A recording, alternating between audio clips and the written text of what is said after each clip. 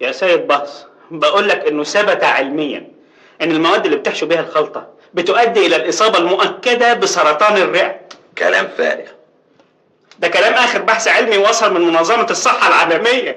هما سابوا حاجه ما قالوش عليها بتجيب السرطان؟ ده حتى العيش واللحمه. كل دي اشاعات. اشاعات؟ عشان يحببوا الناس في الجوع ويخوفوهم من العز ومنجهة المزاج. هما مين دول اللي يخوفوه؟ المكوشين على الفلوس، حبايب الاقتصاد واعوانه. يا سيد بهز، العلم نتائجه حقيقيه ملهاش علاقه بالاشاعات، لانه مبني على تجارب علميه وواقعيه. البحث اللي بتقول عليه ده مش جاي من بلاد بره؟ طبعا من منظمه الصحه العالميه. يبقى ما يركبش معانا. ما يركبش؟ صحة هنا غير صحة هناك. يعني ايه؟ احنا فراعنة وربنا ادانا قوة وصحة ما اداهاش لأي ناس في العالم كله. يا سلام. في حد في الدنيا بنى هرم؟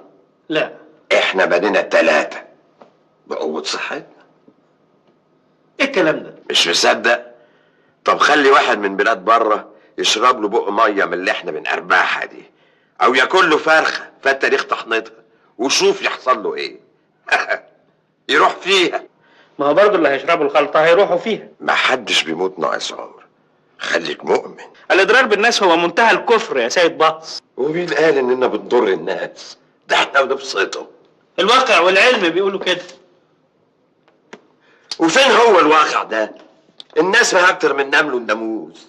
نقوم نقضي عليهم نموتهم؟ يموتوا 60 داهيه واحنا مالنا؟ احنا مالنا؟ خلي الدنيا تخف وتروق. يعني عاجبك الزحمه اللي احنا فيها دي؟ لا، ده انت سايكوباتي بقى. نعم يا اخويا. ميت الضمير، معدوم الانسانيه، اناني.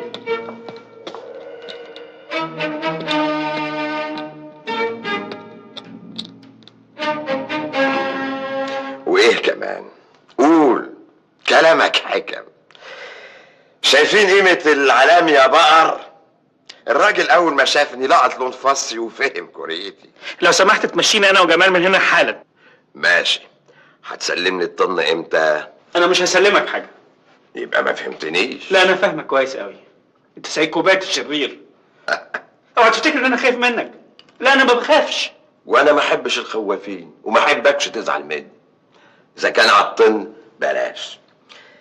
اديني بباله حصتين. حصتين ايه؟ علمني ازاي بتطبخ نجوم السما عرب لك. وهديك عرقك نص ارنب. يا راجل اتقي الله، بقول لك الناس هتموت. ما انت كمان هتموت لو قفلت معايا. مش مهم، حياتي ملهاش اي قيمه قدام موت الملايين. يا شيطان.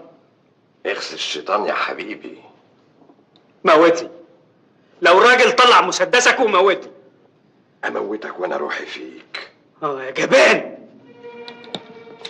انا جبان ومتحامي ورا شويه كلاب زيك يا حقير. لا كده ما احبكش.